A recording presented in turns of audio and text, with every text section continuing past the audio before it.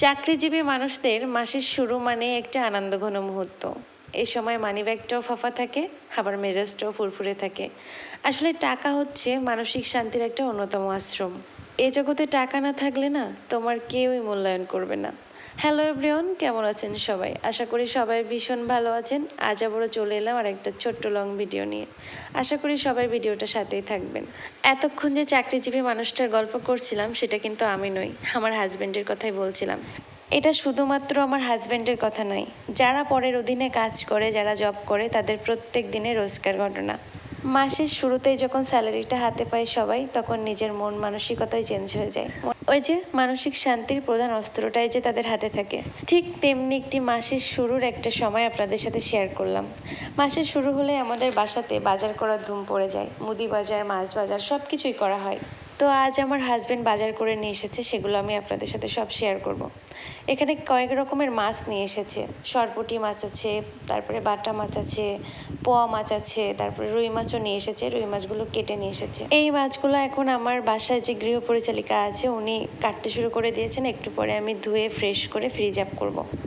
আসলে সত্যি কথা কি জানেন, ফার্স্ট টাইম যখন মাসের শুরুতেই যখন স্যালারিটা পাই, তখন নিজের কাছে নিজেকে অনেক বিশেষ কিছু মনে হয়। মনে হয় কি সব কিছুই একটা বড় কোনো শপ থেকে কিনে নিয়ে আসি।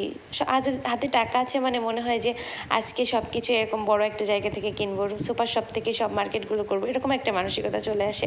আর যখন মাসের শেষের দিকে প্রায় শেষের দিকে চলে আসে, তখন মনে হয় কি পাশের বাসার দোকান থেকে বাকি করে নিয়ে আসি, পরের মাসে দিয়ে দেবো।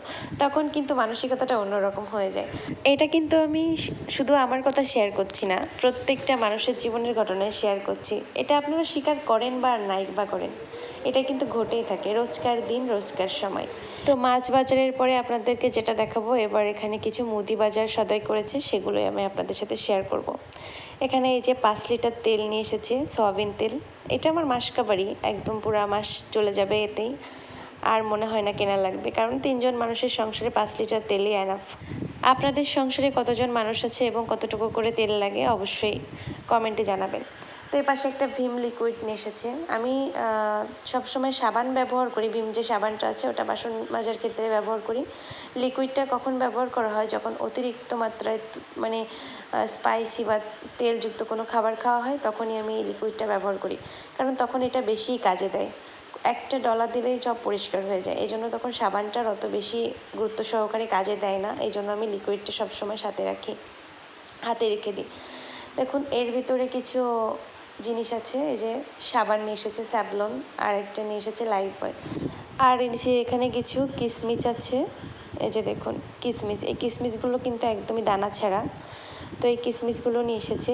বাসায় বিশেষ করে শনিবারের দিনটা একটু বেশি পায়েস রান্না করা হয়, তখন কিশমিশের প্রয়োজনটা বেশিই পড়ে। আর আমার মেয়ে এগুলো শুধু খায়, ওকে খাওয়াই আর কি। আর এখানে কিছু কাজু আছে, এই যে কাজু আছে, আর অল্প পরিমাণের কিছু কাঠবাদাম আছে। এগুলো আমি ওই মিষ্টি জাতীয় খাবারের জন্য ব্যবহার করি। আর আমি আমার মেয়েকে ছোট থেকে এই বাদামগুলো খাওয়াই, অল্প পরিমাণেরই দিই। আগে যখন ও ভাত খেতে পারতো না, যখন লিকুইড খেত, তখন আমি ওই খাবারের সাথে এগুলো অল্প 1-2টা করে দিতাম, ও খেত। আর এগুলো কিন্তু ব্রেন ডেভেলপমেন্টের জন্য বাচ্চার খুবই কাজে দেয়। গলাটা খুব বসে গেছে, আসলে একটু ঠান্ডা লেগেছে, শরীরটা খুব খারাপ ছিল, আজকে একটু উঠতে পেরেছি, তাই গ্যালারি থেকে ভিডিওটা নিয়ে এডিটিং করতে বসেছিলাম। তো আপনাদের সাথে সব কিছুই শেয়ার করা হয়, এটা বা কেন শেয়ার করব না। আর বাজারের ভিডিওটা খুব একটা বেশি আমার শেয়ার করা হয় না, তো ভাবলাম আজকে এই মাসের বাজারের সব কিছুই আপনাদের সাথে শেয়ার করব। এখানে দেখুন কিছু পেঁয়াজ রসুন নিয়ে এসেছে। এগুলো আমার বেশ কিছুদিন চলে যাবে, মাসের অর্ধেকটা সময় চলে যাবে। অনেকগুলো পরিমাণে নিয়ে এসেছে। আর আলু নিয়ে এসেছে, আলুটা অল্প পরিমাণ নিয়ে এসেছে, কারণ আলুটা বেশি দিন ঘরে রাখলে একটু শুকনা শুকনা টাইপের হয়ে যায়, এই জন্য অল্প পরিমাণেরই নিয়ে এসেছে। কিছুদিন পর পর কিনে নিয়ে আসবে এবং খাওয়া হবে। আর কিছু আদা নিয়ে এসেছে। আদা আমার ফ্রোজেন করা আছে, ব্লেন্ড করা আছে ফ্রিজে, কিন্তু আমি বলিনি নিয়ে আসতে, তারপরেও নিয়ে এসেছে। তো এই ছিল আজকের মুদি বাজার, এইগুলোই নিয়ে এসেছে। আর ওদিকে তো মাছ আপনাদেরকে দেখালাম। আমার ছোট্ট সংসারের ছোট্ট পরিমাণের একটা বাজার শেয়ার করলাম আপনাদের সাথে।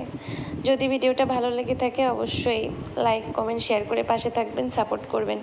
আর আমার জন্য একটু অবশ্যই প্রে করবেন। হ্যাঁ, শরীরটা অনেক খারাপ, সত্যি কয়েকদিন উঠতে পারতাম না। সবাই ভালো থাকবেন, সুস্থ থাকবেন। আজকের মতো বিদায়, টাটা।